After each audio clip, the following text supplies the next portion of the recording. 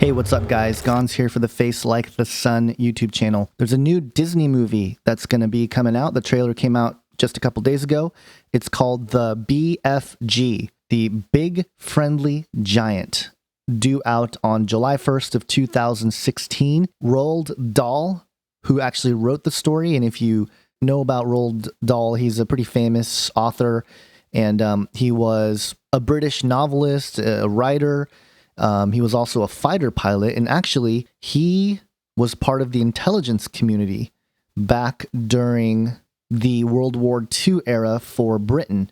So he had some inside looks on stuff, and actually, I had mentioned Roald Dahl in the book that I wrote that's never going to be published ever at this rate, because he talks about in one of his stories, and he's written tons of stories, and here's a list of a bunch of stories he's written, but he had written something for a radio serial called The Price of Fear, and specifically William and Mary in 1973, and in that broadcast, the story goes, William had his brain kept alive after death, and in the book I talk about how that seems to be a pretty early indication of transhumanism and consciousness uploading and stuff like that. So that's why I brought it up. But he is the author of this story, the BGF, and he actually wrote this in 1982. There was a animated version of this story in 1989, and now 2016, his story is being told again with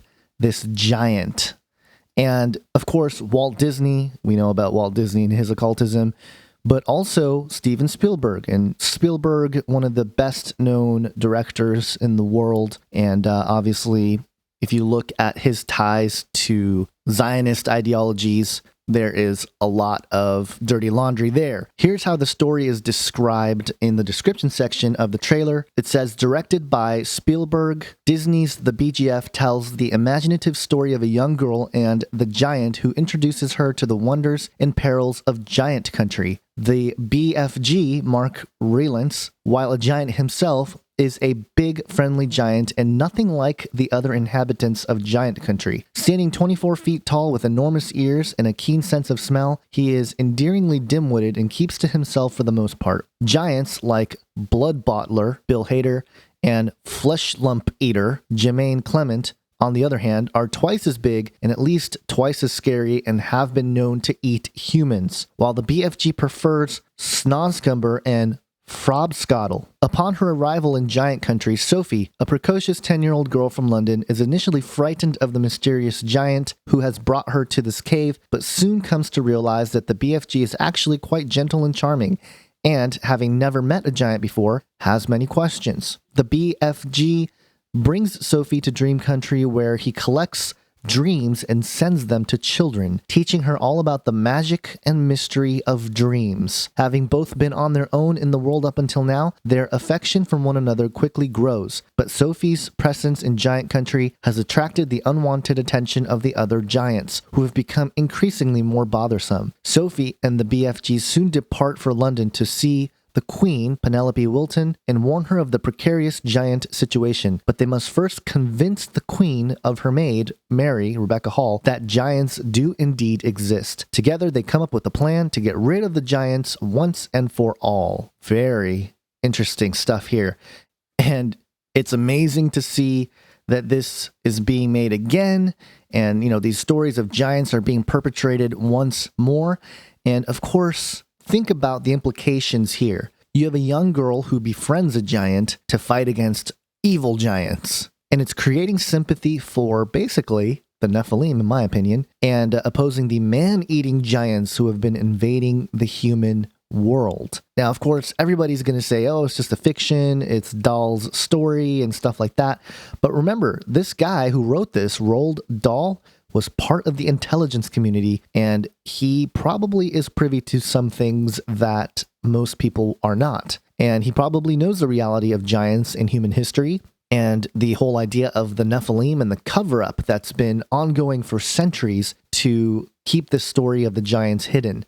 And the best way to hide it in the modern era is in fiction like this and to tell stories and make movies to let people think that, oh, that's just a story, that's just a movie, it's just a children's movie, and dismiss the prospect altogether. But we're seeing giants in general back in the mainstream with Attack on Titan and things like that, which is an anime series based around man-eating giants. And again, there's sympathy there in that show as well, because, one of the main characters basically can transform himself into a giant and fight and stuff like that. So I think what's going on is sympathy for the Nephilim. And of course, if you don't know what the Nephilim is, go read Genesis 6. And of course, many translations translates it giant. The word there is Nephilim. They are the offspring of divine beings called the sons of God, mating with the daughters of Adam, the daughters of men.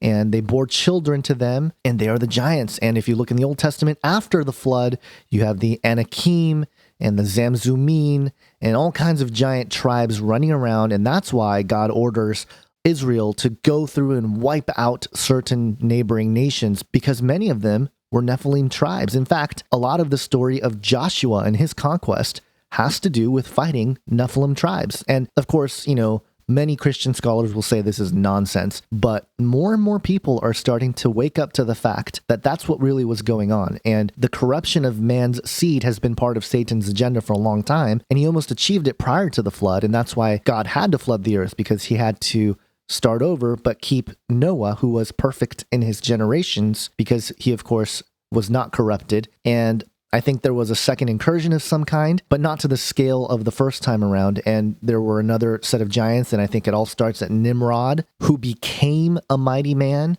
a Gibborim. And if you look at his lineage, those are the groups and tribes that later on God uses Israel to wipe out.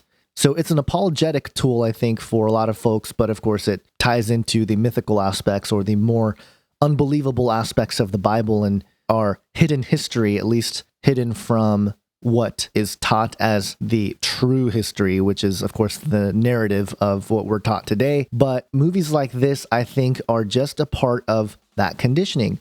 And to use a young girl to sympathize with the giant, I think, is another level of Nephilim. And of course, the giant has the ability to teach magic and the mystery of dreams, sending children dreams, which has some deep spiritual implications here. And again, there's a reason why God was against sorcery in the Bible. And I think it's because it comes from the Watchers, which the book of Enoch lays out. The fallen angels taught mankind all kinds of sorcery. And obviously, if they made offspring with humans, those giants, the Nephilim, would also have somewhat of an ability to manipulate spiritually what's going on. And so sorcery there is seen as a good thing and magical and great in this film. So all upside down. Once again, no surprises there. So check out this trailer. I'll leave a link to it and let me know what you guys think is going on. Nothing to see here or propaganda. Sympathy for the Nephilim. Have an awesome day, guys. God bless.